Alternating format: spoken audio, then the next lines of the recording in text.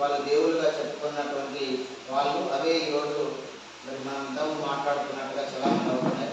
కానీ బుద్ధుడు మాత్రమే వాస్తవాన్ని వాస్తవంగా చెప్పి వేరెవరో లేరు, నువ్వు మారాలంటే నీ గురించి నువ్వు తెలుసుకో, అప్పుడే నువ్వు మారుతావని చెప్పి మరి ప్రపంచంలో ఉన్నటువంటి ప్రజలందరికీ కూడా విశ్వగురువుగా ఉన్నటువంటి మరి బుద్ధుడు జ్ఞానోదయం పొంది గయలో జ్ఞానోదయం పొంది మరి సుమారు 2 నెలల పాటు కాలినడకన వెళ్ళి సారనాథ్లో మరి 5 మంది శిష్యులకు మొదటగా మరి తాను పొందినటువంటి జ్ఞానాన్ని చెప్పడం జరిగింది. ఆ జ్ఞానమే మరి ఇప్పుడు ఎల్లలు మన భారతదేశం మొత్తం దాటి ప్రపంచం అంతా కూడా మరి ఈరోజు ఉందంటే మరి ఆ విశ్వగురువుగా ఉన్నటువంటి బుద్ధుడు, ఆ బుద్ధుడు చెప్పినటువంటి జ్ఞానము, ఆ జ్ఞానాన్ని మరి పొందినటువంటి మన దగ్గరికి ఇప్పుడు వచ్చిందంటే ఆ సందర్భంగా పురస్కరించుకొని ఇక్కడ మనం గురు పూర్ణిమ లేదా ఆషాఢ పౌర్ణమి అనేది జరుపుకుంటున్నాం. అసలు నిజంగా కూడా ఈ వాస్తవాలను ఆలోచించినప్పుడు ఇది నిజమా అని అనిపిస్తుంది, మనకు ఇది సాధ్యమా, నిజంగా జరిగిందా అనిపిస్తుంది.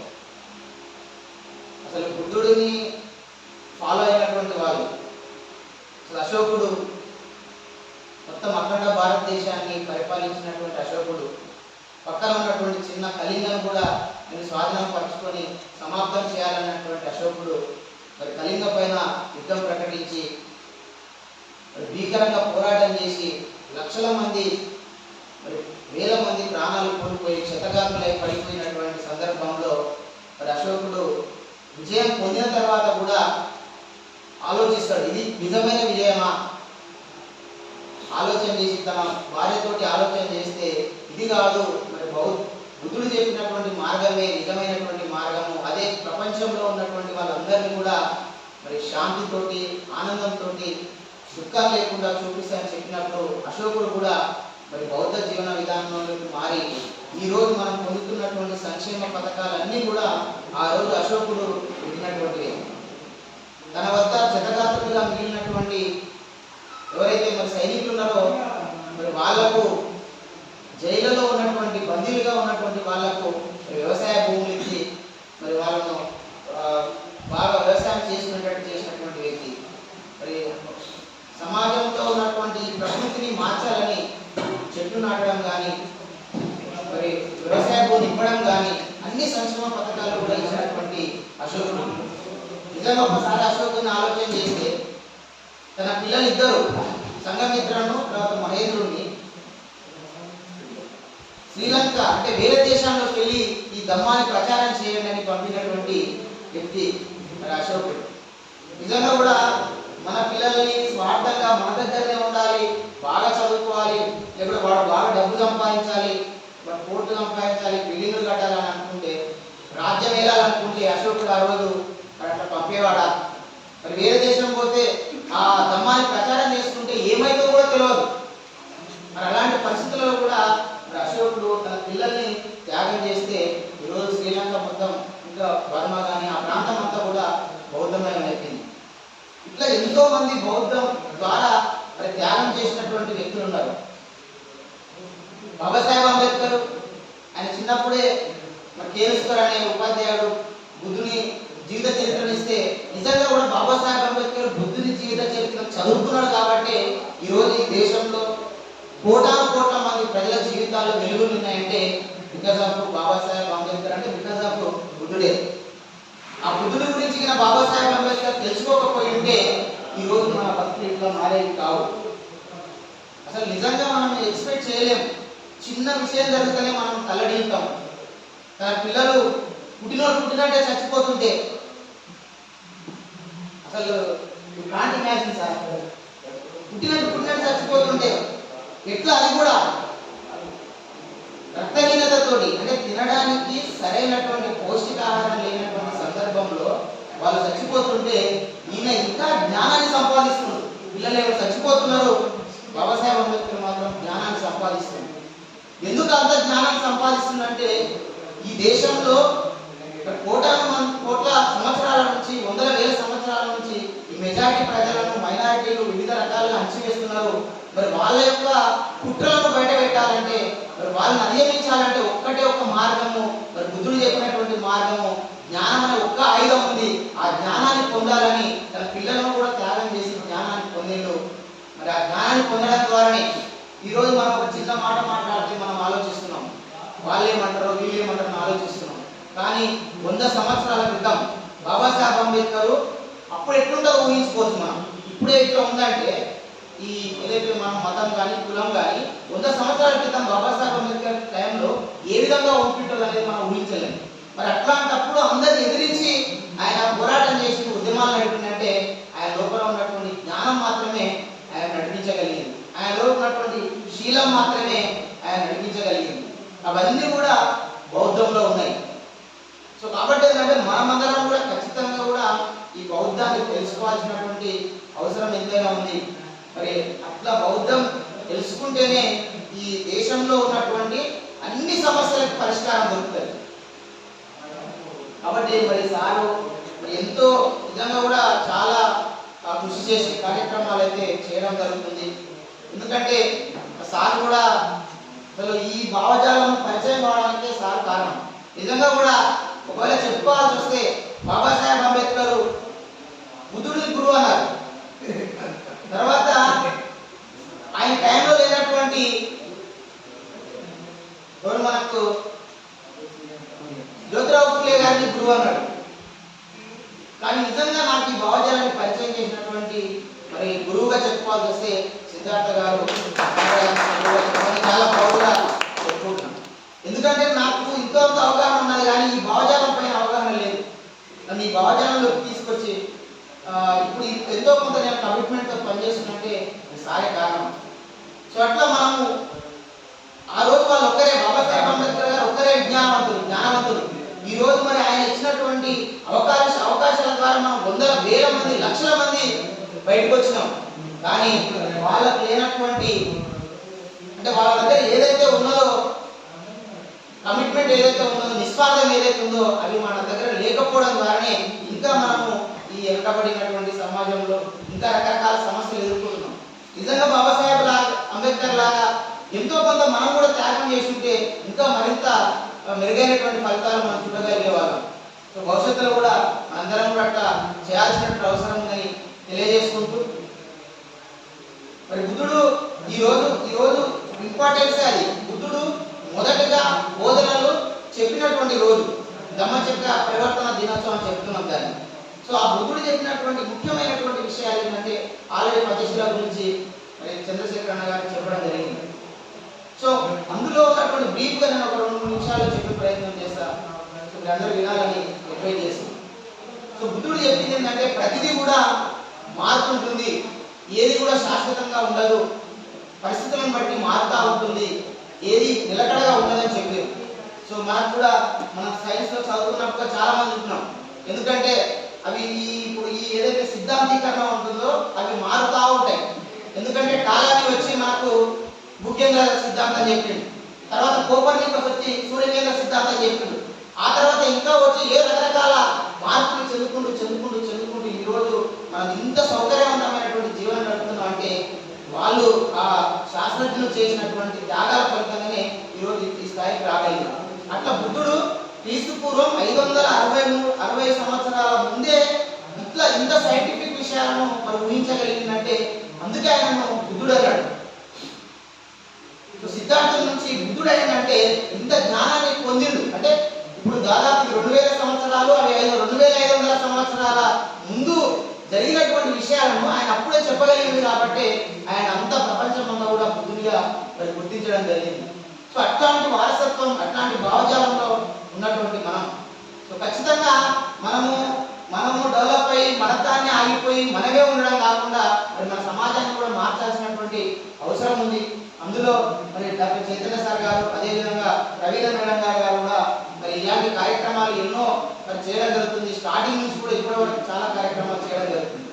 అయితే బుద్ధుడు చెప్పినటువంటి విషయాలు మనం ఒక్కసారి మనం చూసినట్లయితే చతురార్య సత్యాలు అని చెప్పారు.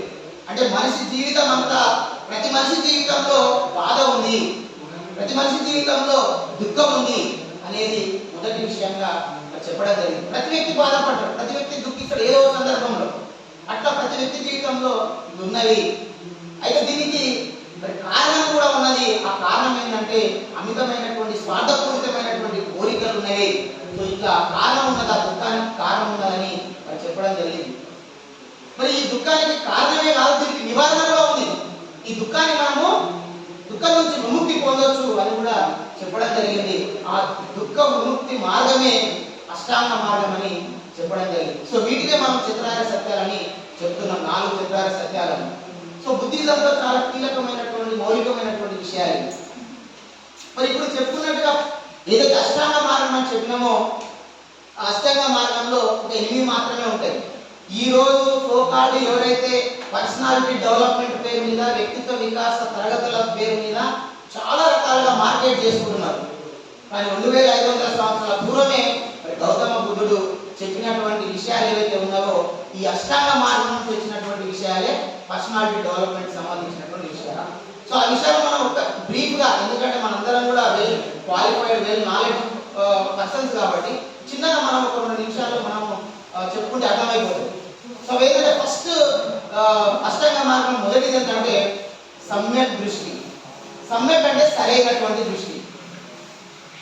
సో అంటే మనం చూసే విషయాన్ని ఏ విధంగా చూస్తున్నాం. ఒకే విషయము సిద్ధార్థ సార్కి ఒకలాగా కనిపిస్తుంది, వెంకటేష్ సార్కి ఒకలాగా కనిపిస్తుంది, చైతన్య సార్కి ఒకలాగా కనిపిస్తుంది, ఇంకొకరికి ఇంకొకలాగా కనిపిస్తుంది. అంటే మనం చూసే దృష్టి ఏ విధంగా ఉందనేది ప్రధానంగా చెప్పడం జరిగింది. సో ఈ సమ్యక్ దృష్టి ఎట్లా ఉండాలి, మరి సరైన దృష్టి, ఒక్కొక్కరికి ఒక దృష్టి ఉంది, కానీ సరైన దృష్టి ఏ విధంగా ఉండాలని చెప్పినటువంటి వారు గౌతమ బుద్ధుడు. సో ఎట్లా ఉండాలి మరి అంటే అది కూడా ఏం చెప్పినంటే ఈ ప్రపంచం అంతా కూడా దుఃఖమయంలో ఉంది, బందికానంలో ఉంది. అయితే నువ్వు ఈ బందికానంలో మరి ఉన్నావనేది ఫస్ట్ నువ్వు గమనించు.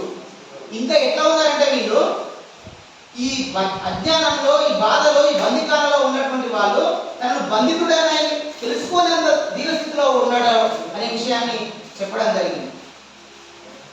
మరి ఈ బందికానం నుంచి నువ్వు బయటపడాలంటే బయట పడగలనా అన్న అనుమానం అంత స్థితిలో మరి కూరుకుపోయిన ప్రజలని చెప్పడం జరిగింది. సో మరి దీని నుంచి పరిష్కారం ఏంటి, ఏం చేయాలనేది అంటే మరి ప్రతి వ్యక్తికి ఒక బ్రెయిన్ ఉంది, ఆ బ్రెయిన్కి ఒక మనసు ఉంది. సో ఈ మనసు ద్వారానే మనము ఈ బాధ నుంచి, బంధికారం నుంచి మనం బయటపడతామని చెప్పడం జరిగింది. ఆ మనసును మనం ఉపయోగించి మనం ఆలోచన చేయాలి. ఆ మనసు ద్వారా ఏం చేయాలి అంటే అజ్ఞానాన్ని తొలగించుకోవాలి. అజ్ఞానాన్ని అంటే ఏంటి అంటే అవాస్తవాలను మనం తీసేసుకోవాలి, వాస్తవాలను తెలుసుకోవాలి, వాస్తవంలో జీవించాలి. సో అప్పుడే మనము ఈ సరైనటువంటి దృష్టిలో మనం ఆలోచించగలుగుతామని చెప్పడం జరిగింది. సో ఇట్లా సరైన దృష్టి తర్వాత సమ్యక్ సంకల్పం అని చెప్పడం జరిగింది. అంటే సరైన సంకల్పము. మరి సరైన సంకల్పం ఏంటంటే ప్రతి వ్యక్తికి కొన్ని ధ్యేయాలు ఉంటాయి, కొన్ని లక్ష్యాలు ఉంటాయి, కొన్ని కోరికలు ఉంటాయి, కొన్ని ఆంక్షలు ఉంటాయి. సో మరి ఇవి ఒకవేళ వాళ్ళ సరైనటువంటి సంకల్పం లేదనుకో అవి ఏమైపోతామంటే అవి ఉన్నతిగా ఉండవు, అవి అర్ధాంతరంగా మనం సాధించలేకుండా మధ్యలోనే ఆగిపోతాయి. అట్లా మనం అనుకున్నది సాధించాలంటే, అవి ఉన్నతంగా ఉండాలంటే మరి ప్రతి ఒక్కరు కూడా సరైనటువంటి సంకల్పం ఉండాలి, పట్టుదల ఉండాలని చెప్పడం జరిగింది. సమ్యక్ దృష్టి, సమ్యక్ సంకల్పం తర్వాత సమ్మక్ వాక్ అనేది చెప్పడం జరిగింది. సో వాక్ అంటే మనందరికీ తెలుసు సరైనటువంటి మాటలు. ఈ సరైనటువంటి మాటలు ఎట్లా ఉండాలంటే మళ్ళీ ఇక్కడ వాస్తవాన్ని మనం మాట్లాడాలి, వాస్తవాన్ని మనము మాట్లాడాలి, అవాస్తవాన్ని మాట్లాడద్దు. ఏదో చైతన్య సాయి మెప్పు కోసం మాట్లాడదు, ఇంకో మెప్పు కోసం మాట్లాడదు, నిజాన్ని నిక్కచ్చిగా మాట్లాడాలి. సో అట్లా మాట్లాడాలి. ఇతరులను మనం బాధ పెట్టొద్దు, వేరే వాళ్ళని ఇబ్బంది పెట్టొద్దు, వాళ్ళను అన్యాయం చేసేటువంటి విధంగా ఉండొద్దని సరైనటువంటి మాటలు అనేవి మనకు ఉండాలని చెప్పి మనం కూడా చెప్తాం. ఊరు మంచిది, నోరు మంచిది అయితే ఊరు మంచిది అంటాం. సో ఇట్లా మన వాక్యం అనేది మంచిగా ఉండాలనేది చెప్పడం జరిగింది. ఆ తర్వాత సమ్యక్ కర్మ అని చెప్పడం జరిగింది. సో వాక్యే కాదు, నీ మాటలే కాదు, నీ చేతలు. కర్మ అంటే నీ ప్రవర్తన, నువ్వు ఏ విధంగా ప్రవర్తిస్తున్నావు ఎదుటివారి పట్ల, ఎదుటివాళ్ళను ఇబ్బంది పెట్టే విధంగా, ఎదుటివాళ్ళను మోసం చేసే విధంగా, వాళ్ళని గాయపరిచే విధంగా ఉండొద్దని చెప్పినటువంటి అంశము సమ్యక్ కర్మ. ఆ తర్వాత సమ్యక్ అజీవక అని చెప్పడం జరిగింది. సమ్యక్ అజీవక అంటే ప్రతి వ్యక్తి కూడా ఏదో ఒక పని చేస్తాడు. తన జీవితం గడపాలంటే ప్రతి వ్యక్తి కూడా ఏదో ఒక పని చేస్తాడు. సో మనకుంది ఏంది, కూటి కోసం ఈ కోటి విద్యలు అనేది ఒకటి ఉంది. అంటే ప్రతి వ్యక్తి కూడా జీవనం కొనసాగించాలంటే ఖచ్చితంగా ఏదో ఒక పని అనేది చేయాలి. మరి ఈ పని ఎట్లా ఉండాలి అని అన్నప్పుడు వేరే వాళ్లకు మోసం చేసేదిగా ఉండొద్దు, వేరే వాళ్ళను ఇబ్బంది పెట్టేదిగా ఉండొద్దు. సో ఈ మనం చేసే పని అనేది జంతువులను కానీ వేరే వాళ్ళని కానీ హింసించే విధంగా ఉండొద్దు అనేది ఈ సమ్యక్ ఆజీవికలో చెప్పడం జరిగింది. తర్వాత సమ్యక్ వ్యాయామం చెప్పడం జరిగింది. ఈ సమ్యక్ వ్యాయామం అంటే సరైనటువంటి ప్రయత్నం ఉండాలి, సరైనటువంటి కృషి ఉండాలి. చాలా మంది చాలా అనుకుంటారు, కానీ సరైనటువంటి కృషి లేకపోవడం ద్వారా మరి అది మధ్యలోనే ఆపేస్తారు, ఫలితం అనేది చూడలేకపోతారు. దీని తర్వాత సమ్యక్ కృషి తర్వాత మనకి సమ్యక్ స్మృతి ఉంది. సమ్యక్ స్మృతి అంటే ఏంటంటే ఎల్లప్పుడూ జాగ్రత్తతో ఉండడం, జాగరూకతతో ఉండడం, మనసా వాచ ఎప్పుడు కూడా మనం జాగ్రత్తతో ఉండడం.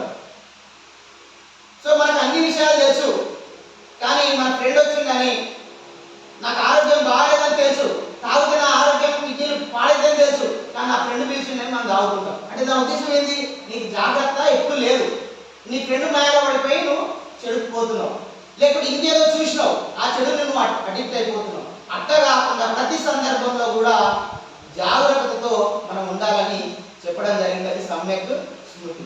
సో చివరిగా మనం చెప్పింది ఏంటంటే సమ్యక్ సమాధి. సో ఈ పైన అన్నీ ఉన్నా కూడా ఈ సమ్యక్ సమాధి లేకపోతే మరి ఇవన్నీ కూడా మనకు కాదని చెప్పడం జరిగింది. సో ఇవన్నీ కూడా చేయాలంటే ముఖ్యంగా 5 ప్రతిబంధకాలు ఉంటాయని చెప్పడం జరిగింది. అదేంటంటే లోభం, లోభం అంటే ఆశ, ద్వేషం అంటే పక్క వాళ్ళని చూసి మనం అసూయపడడం, తర్వాత సోమరితనం అంటే మనము చేద్దాంలే చూద్దాంలే అని పోస్ట్ పోన్ చేయడం, తర్వాత జడత్వం నేను ఇట్లే ఉంటా నేను మారను అని తీసుమించి కూర్చోవడం, తర్వాత అనుమానం చేస్తానో లేదు అని అనుమానం ఉండడం. ఈ 5 విషయాలు మరి ప్రతిబంధకాలుగా ఉంటాయి. అంటే మనం ఏ పని చేయాలన్నా ఇవి అడ్డుపడుతుంటాయి. ఈ 5 విషయాలను వదిలిపెట్టాలి అన్నాడు. సో ఈ 5 విషయాలు వదిలిపెట్టాలంటే అంత సులువైన పని కాదు. దానికి సమాధి, సమాధి అంటే ఏకాగ్రత అవసరం అని చెప్పింది. మరి ఏకాగ్రత ఎట్లా ఏర్పడుతుంది?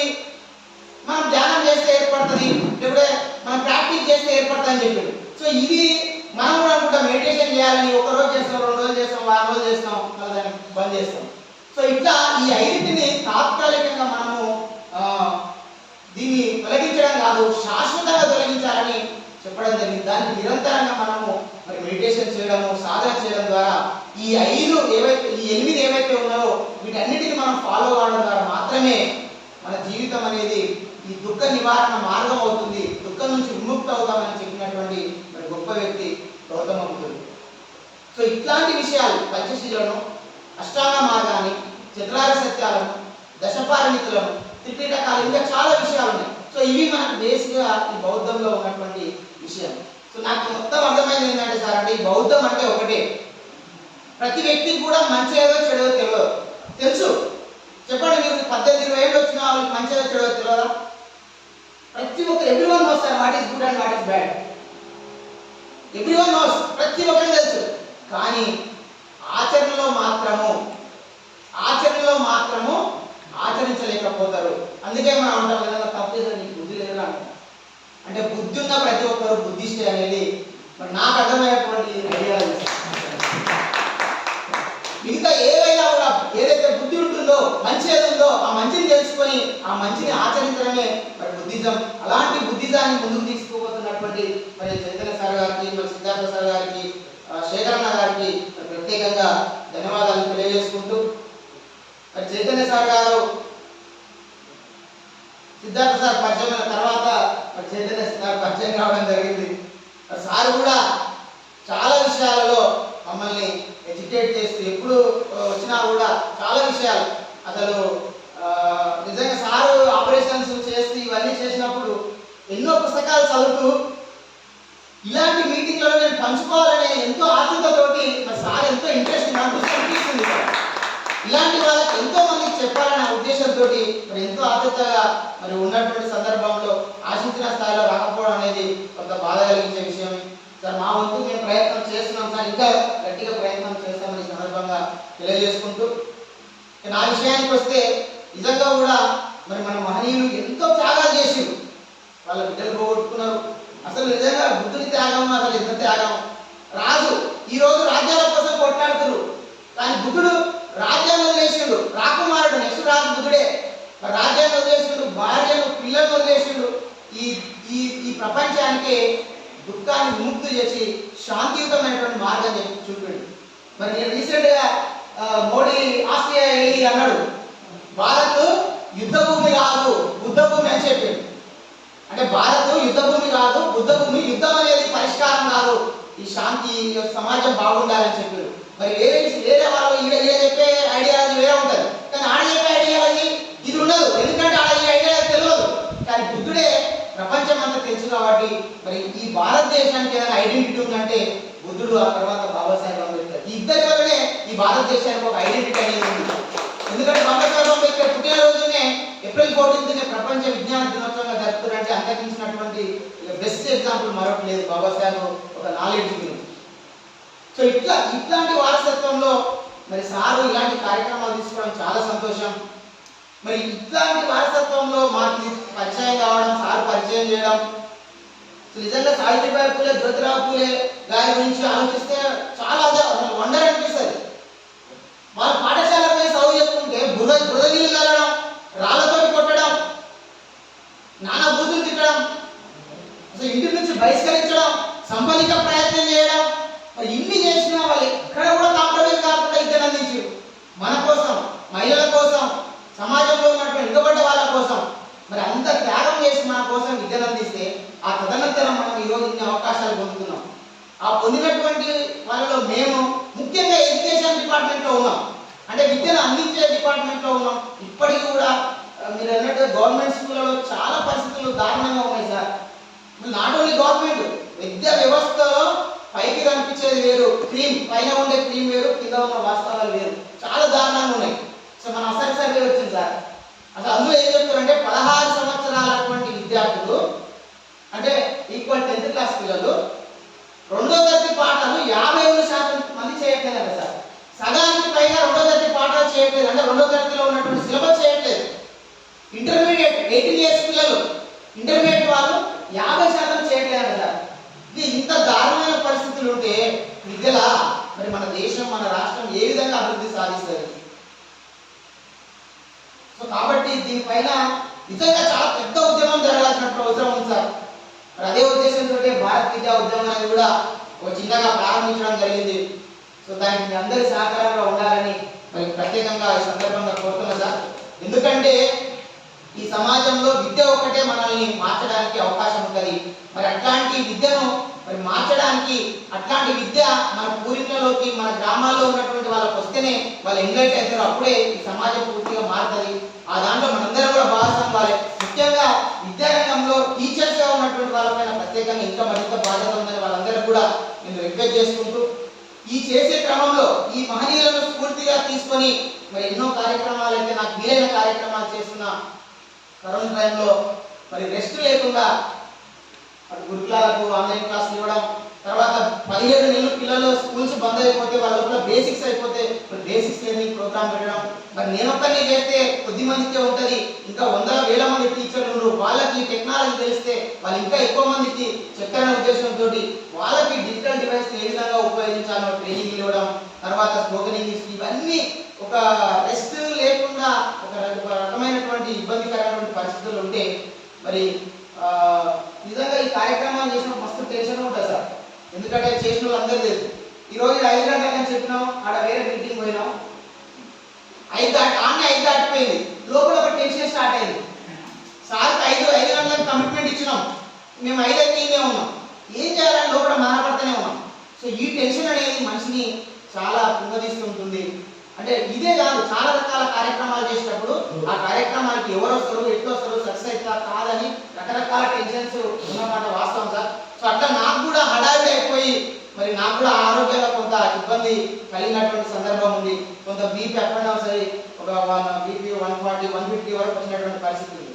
అట్లాంటి సందర్భంలో నాకు మరి చైతన్య సారి గుర్తు రావడం, సార్ దగ్గరికి రావడం, సార్ ఒకటే చెప్పిండు, మరి బీపీ అయితే పెరుగుతుంది, ఎందుకంటే ఫస్ట్ నువ్వు ఆరోగ్యంగా ఉంటేనే సమాజానికి ఏమైనా చేయగలుగుతావు, ఫస్ట్ నువ్వు ఆరోగ్యంగా ఉండు అని చెప్పి నువ్వు రెస్ట్ తీసుకోవాల్సిన అవసరం ఉందని చెప్పి టాబ్లెట్స్ వాడతావా లేదంటే నువ్వు ఓన్గా ఏమన్నా నీకు వేరే న్యాచురల్ విషయాలు చెప్పాలంటే నాకు ట్యాబ్లెట్స్ ఏమో సార్ న్యాచురల్ విషయాలు చెప్పాలంటే సారు ప్రతిరోజు కూడా మెడిటేషన్ అంటే ఆల్రెడీ తెలిసిన విషయాలే కానీ సార్ చెప్పడం ద్వారా మనం ఇంకా దాన్ని ఫాలో అప్ చేయడం, ప్రతిరోజు కూడా వ్యాయామం చేయాలి, కొంత నువ్వు వీటన్నిటికి కొంచెం స్వల్ప విరామం ప్రకటించుకోవాలి, తర్వాత ఏదైతే నీకు టెన్షన్ అనిపిస్తుందో వాటికి దూరంగా ఉండాలి, ముఖ్యంగా బరువు తగ్గాలి. సో ఇవన్నీ విషయాలు సార్ చెప్పడం జరిగింది. ప్రతిరోజు వ్యాయామం చేసే విషయాలు మరి సార్ చెప్పినట్టే నేను చేసిన. సార్ నేను 3 months 12 కిలోలు తగ్గిన సార్. 3 months విత్ 3 months నేను 12 కిలోలు తగ్గడం జరిగింది. సో అప్పుడు నేను లావుగా ఉన్నప్పుడు 74 కిలోలు ఉన్నప్పుడు నేను 2-3 మ్యాచ్లు ఆడగలుగుతుంది, షటిల్ కానీ టెన్నిస్ కానీ. మన 7 మ్యాచ్లు ఆడినా సార్, ఇంకా ఆడాలను. అంటే చాలా మంది ఏమంటారు అంటే నేను బక్కగానో వీక్ అవుతున్నావు చూసుకో, ఆరోగ్యం చూసుకో, మళ్ళీ నువ్వు వీక్ అయ్యావు లేకపోతే ఇబ్బంది అంటే లేదు నేను అడుగున్నప్పుడు 2-3 మ్యాచ్లు ఆడేది, బక్కయిన తర్వాత 6-7 మ్యాచ్లు అయినా కూడా నాకు ఇంకా మంచిగా చెప్తున్నా. సో అదంతా క్రెడిట్ మీరే సార్. సో మీరు చెప్పినటువంటి విషయాలు ఫాలో కావడం ద్వారానే నేను ఈరోజు ఆరోగ్యంగా కూడా మళ్ళీ ఫుల్ పర్ఫెక్ట్గా తయారు కాగలిగిన. చాలా మంది కూడా అవుతున్నారు. సో దీనికోసం బరువు తగ్గాలని ఏదో వేరే రకరకాల మందులు వాడి మళ్ళీ సైడ్ ఎఫెక్ట్స్ తెచ్చుకొని ఎన్నో ఇబ్బందులు పడుతున్నారు. మరి ఈ సందర్భంగా నేను చెప్పేదంటే వేరే ఏం లేదు, మనం తినడం ద్వారానే లాభం అవుతున్నాం. ఆ తినేదాన్ని కొంచెం తగ్గించుకొని ప్రతిరోజు వ్యాయామం చేసుకొని కొంత రెస్ట్ తీసుకొని మనం మెడిటేషన్ కింద చేసినట్లయితే, సార్ చెప్పిన విషయాలు ఫాలో అయినట్లయితే ఖచ్చితంగా మనం హెల్దీగా ఉంటామని తెలియజేసుకుంటూ, తర్వాత మరి బ్రదరు ఆంజనేయులు నాకు లింగాల్లో 2-3 years జూనియర్. ఇక్కడ కచ్చంపేటకు రావడంతో అసలు నిజంగా నేను గతంలో ఏఈని కూడా అట్లా చూడలేదు. అధికారంటే వాళ్ళు ఏమనుకుంటారు, ఆఫీస్ వదిలిపెట్టారు, ఫీల్డ్ లెవెల్కి ఎవరు పోరు, దాదాపు ఫోన్లలోనే పనులు అయితే. కానీ ప్రతి విషయాన్ని కూడా మరి ఫీల్డ్ లెవెల్కి వెళ్ళి ఎక్కడో మనకేది మననూరు మూలవరపు దగ్గర ఆ చెట్ల అడుగుల ఇబ్బందులు ఉన్నా కూడా ఆడికి విజిట్ చేసి మరి వెళ్ళకున్నా కూడా అవుతుంది, కానీ ఇంకా తొందరగా చేయాలని సారీ అక్కడికి వెళ్ళి చేయించడం అనేది నిజంగా కూడా చాలా డెడికేటెడ్. సో అట్లాంటి ఉండడం మనం చాలా గర్వపడుతున్నాం. మనందరం కూడా అట్లా ఉండాల్సిన అవసరం. ఎందుకంటే ఎప్పుడైతే మనము ఆ చేసే డ్యూటీలో మనం పర్ఫెక్ట్గా ఉంటామో, కమిట్మెంట్గా ఉంటామో ఖచ్చితంగా ఫలితాలు వస్తాయి. మరి సార్ నిజంగా చెప్తారు. ఎందుకంటే వాళ్ళు ఆ కరెంట్ విలువేదో సార్లో తెలుసు. ఎందుకంటే మనకు గంట సేవైనా వచ్చిన పెద్ద అదుండదు, కానీ ఆపరేషన్ థియేటర్లో ఉన్నప్పుడు ఒక్క సెకండ్ కూడా చాలా విలువైంది. సో కాబట్టి సారు మాటల్లో మనకు చెప్పడం జరిగింది కరెంట్ ఎంత క్వాలిటీగా మనకి కరెంట్ అందించడం జరుగుతుందనేది. సో అదే కాదు, డ్యూటే కాదు, మరి మానవ ఉద్యోగుల ఐక్యవేదిక ప్రెసిడెంట్గా కూడా మరి చాలా కార్యక్రమం గతంలో ఎన్నడూ లేని విధంగా 6 లక్షల రూపాయలు స్వచ్ఛందంగా మనకు రావడం జరిగింది సార్. మరి అట్లాంటి వాళ్ళని కదిలించడం. ఇంకా విచిత్రమైన విషయం ఏంటి సార్ అంటే ఆ రోజు ప్రోగ్రామ్ లో 104 టెంపరేచర్ ఫీవర్ ఉంది సార్. నిజంగా వేరే వాళ్ళు అయితే ఎవరు కూడా వద్దురా ఇవన్నీ ఏదో అని చెప్పి వదిలేసి కాడి బంద్ చేసి వెళ్ళిపోతారు సార్. కానీ ఆ టైంలో ఇక్కడ వచ్చి సెలెన్స్ ఇంజెక్షన్స్ తీసుకొని మళ్ళీ ఇన్వాల్వ్ అయ్యింది sir. So that is the great thing. నిజంగా కూడా చాలా ఇన్స్పైర్ అనిపిస్తుంది సార్. సో అట్లాంటి వ్యక్తులు ఉండడం దగ్గరలో ఉన్నారు సార్, మన పక్కనే ఉన్నారు. సో అట్లాంటి వాళ్ళ సహవాసం ఉండడం మరింత స్ఫూర్తిని అనిపిస్తుంది. సో మనందరం కూడా ఇట్లా ఏదైతే మన మహనీయులు కోరుకున్నారో, సో ఆ మహనీయులు కోరుకున్న బాటలో మనందరం కూడా ముందుకు వెళ్దామని మరి వలస మామగారు కూడా ఐక్య ఉద్యోగుల మహానాడు సంఘానికి వచ్చి వివిధ కార్యక్రమాలు చేయడం జరుగుతుంది. సో ఇట్లా ప్రతి ఒక్కరూ కూడా మన కర్తవ్యాన్ని మనం చేసినట్లయితే, ఏదైతే మన మహనీయులు చూపించినటువంటి బాటలు ఉన్నాయో మరి దాంట్లో మనకు వీలైనంత మనం చేసినట్లయితే మరి బుద్ధుడు, పూలే, అంబేద్కర్, పెరియార్, బాగిరెడ్డి వర్మ, నారాయణగురు తదనంతరం ఎంతో మంది మహనీయులు కోరుకున్నటువంటి సమాజం, మెరుగైన సమాజం, జ్ఞాన సమాజం ఏర్పడుతుందని ఈ క్రమంలో ప్రతి ఒక్కరం కూడా మరి ఒక్కరిగా కాకుండా అందరం కలిసి ముందుకెళ్ళి కృషి చేసినట్లయితే మరి మనం త్వరలోనే ఒక మంచి సమాజాన్ని చూడడానికి ఆస్కారం ఉంటుందని ఈ సందర్భంలో నాకు సహకరించిన ప్రతి ఒక్కరికి కూడా పేరున మరి ధన్యవాదాలు చేసుకుంటూ, ముఖ్యంగా సిద్ధార్థ సార్కు, మరి చైతన్య సార్కు స్వతంగా ధన్యవాదాలు తెలియజేసుకుంటూ, మరి ఇంత గొప్ప అవకాశం ఇచ్చినందుకు చాలా ధన్యవాదాలు చేసుకుంటూ థ్యాంక్ యూ.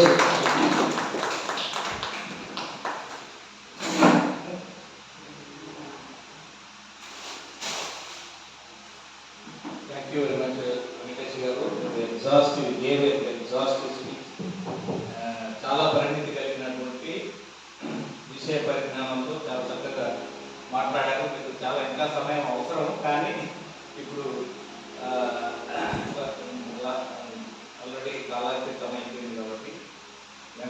చేస్తాము. చివరగా మీ అనుమతితో మీరు ఓకే అంటే ఒకటి 2 నిమిషాల్లో తీద్దాం, చాలా లేట్ అయిపోయింది. సోదరుడు మహానాడు అధ్యక్షుడు బాలస్వామి గారికి చిరు సన్మానం గ్రహించాల్సిందిగా కోరుతున్నాను. వారు సన్మానించాలని కోరుతున్నాను. మీరు ఏమంటారు?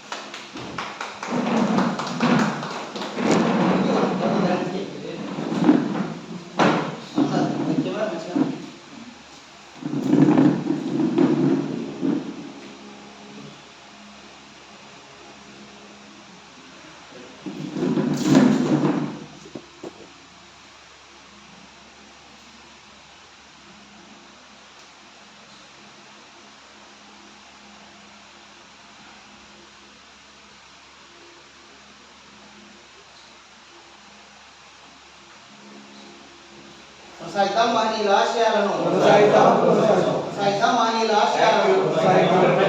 ఇప్పుడు ఓట్ ఆఫ్ థ్యాంక్స్ భూపతికి 1 నిమిషం ఓట్ ఆఫ్ థ్యాంక్స్ చెప్పి ముగించేద్దాం.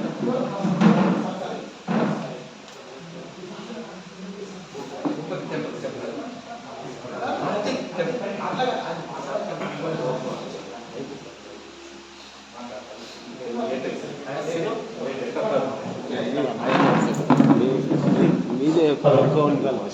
ఈ కార్యక్రమానికి వచ్చిన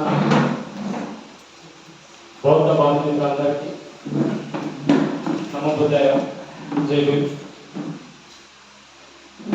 బుద్ధ పూర్ణిమ మరియు సన్మాన కార్యక్రమాన్ని విజయవంతంగా చేసిన ప్రతి ఒక్కరికి జై భీమ్ తెలియజేస్తూ ఈ కార్యక్రమం ఇద్దరితో ముగించబడుతుంది. అలాగే భోజనాలు అందరూ భోజనాలు చేసి కోరుచు.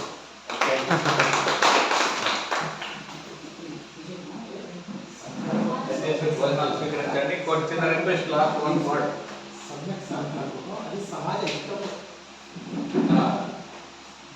చిన్న రిక్వెస్ట్.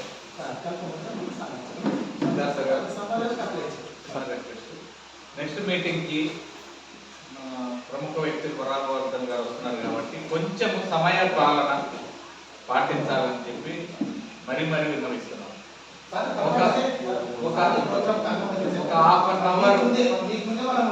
హాఫ్ అన్ అవర్ పర్వాలేదు, రిలాక్సేషన్ తీసుకోవచ్చు. కానీ అవర్స్ టుగెదర్ అంటే అందరి ప్రోగ్రామ్స్ డిస్టర్బ్ అవుతుంది. ప్రధానంగా హాస్పిటల్ దయచేసి